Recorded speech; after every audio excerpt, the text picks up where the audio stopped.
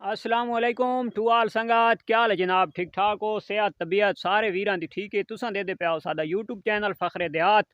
जेड़े बिरा न्यू हैं तो करो ना मारा शनावा सब्सक्राइब हो। आज इन्हों सुबह ले कोई चीज़ नहीं पाई, कोई चारा वगैरह नहीं पाया। तो मौसम सादे कोलू वत भी और बिल्कुल इं धुंधला धुंधला ठंड सर्दी हल्की हल्की हवा चल रही है सादे कोलू। मौसम बड़ा जड़ा ना आउट पटांग हो गए। काफ़ी दिनों तो जड़ा ना सूरज बिल्कुल नज़र ही नहीं आता पाया। तो अज भी इंशाल्लाह इन्हों की कराई वैसी चराई। तो अज देखा इन्हों के नसीब के दाना पानी कितों का है। अज ही कोई लंबा सफ़र नज़र आ रहा है। मार्का ते पहुँच गया माशाल्लाह अपनी चराई वाली जहाद उत्ते जनाब। ते अज बहुत ज़बरदस्त बैड न्यूज़। सफ़र काफ़ी मारा है लेकिन मिल गई एक कप्पा। ते बड़ी शौक नाल अज इंजॉयमेंट करनिया पाइयां। समझो कि सब्जी आलूआं तो बाद इन्हों अज मिल गई है मटन की कढ़ाई। तो इतनी शौक नाल माशाल्लाह इंजॉयमेंट करनिया पाइयां। मार का मौसम की पोजीशन देखो, इस टाइम 10:30 का टाइम है। तो लेकिन इं लगता है बंदा आदे उका शाम थी गई है। मार का माशाल्लाह टाइम थी गई 12 का। तो इन्होंने गिद्दी वहने घर क्यों गिद्दी वहने 2 घंटे सिर्फ चराई की। 10 बजे गए तो 12 बजे वापस। तो इन्होंने सैकेंड टाइम ही बात चराई दी वैसी, क्योंकि अज गुआरे वाली बचत करसा मिसे वाली बचत करसा, क्योंकि कपा उजड़ गई है। मार का दोबारा पहुँच गया कपा वाली जहाज उत्ते सामने कपा है। तो अज डबल शिफ्ट है। मार का सुबह की निस्बत ना ये हुण ज़्यादा शौक नाल माशाल्लाह खानियां पाइयां। सुबह ले ना बड़ी असल अरसे बाद खादी तो शौक नाल बड़ी खादी है। लेकिन हुण जी शौक नाल जी कशिश नाल खानियां पाइयां ना, इतनी शौक नाल इन्होंने सुबह ले नहीं खादी। मार्कअप माशाल्लाह चेक करो। आज जानवर बहुत ज़्यादा नहीं थी गए, ये सारे मैदे नहीं। ये 2 घर के नाल होर भी आए वे नाल चरण। तो अपनी भेद भी एक वधी है उठी। ये मार्का इन्होंने भेदा नाल लेला आया वधाई। ये दे पे इसकी मैं शुक्र है रस्सी नाल पाई वधाई। तो मैं रस्सी छोड़िए बन ये अपनी कारली भेद उठी वधी है। तो इस भेद में क्रॉस करवावना। इस लेला जड़ा ना इस लेले दे बहुत छोटी हाइट है ये आला बेकार जी ले लेते। नस्ल कशिए दी थी गई तो सूआ समझो खराब हो गया। तो ये इंशाल्लाह कोई लेला गुलेने चंगा वो करवाने क्रॉस। और कह दे पे मैं रस्सी बंद छोड़िए इन यार। अगर लेले की रस्सी बाज वजे ना वो लेला या बकर है तो वह भेद क्रॉस नहीं कर सकता। ये तो चट करेंदा सारी भेद न।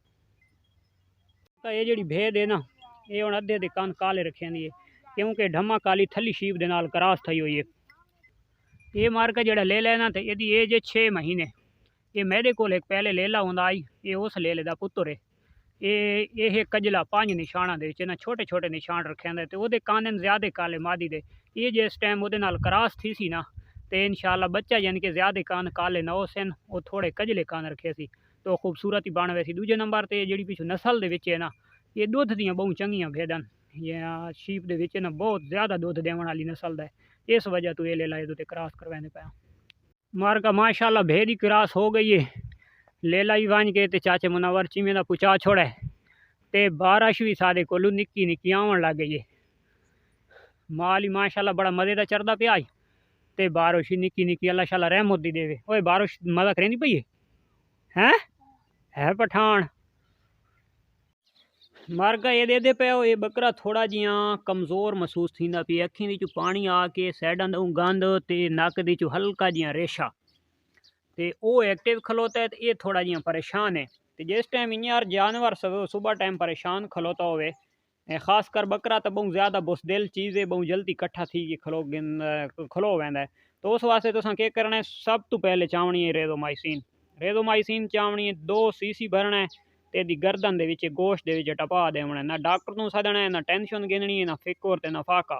तो 10 इंशाल्लाह 1 घंटे 2 तो बाद फिट का ये 2 सीसी है इन्होंने देने ला। और का जानवर इं तड़फ सी इस टीके नाल इंजेक्शन नाल ना शोर करे सी।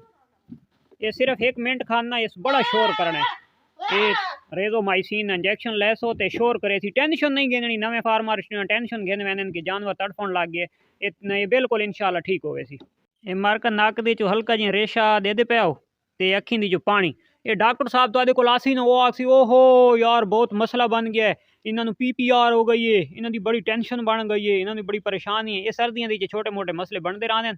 ਤੇ ਟੈਨਸ਼ਨ ਨਹੀਂ ਗਿਣਨੀ ਉਹ ਡਾਕਟਰਾਂ ਦੀਆਂ ਗੱਲਾਂ ਦੇ ਉੱਤੇ ਨਹੀਂ ਆਉਣਾ रेडोमाइसिन गिननी है 2 सीसी टमका देवनी है 1 घंटे 2 तो बाद इंशाअल्लाह जेड़ा ना सेहतमंद थी वैसे तंदुरुस्त थी वैसे जेड़ा नज़ला जुकाम हो सी उन्हां दा वो तकरीबन 12 तो 14 घंटा के कंट्रोल होवे सी।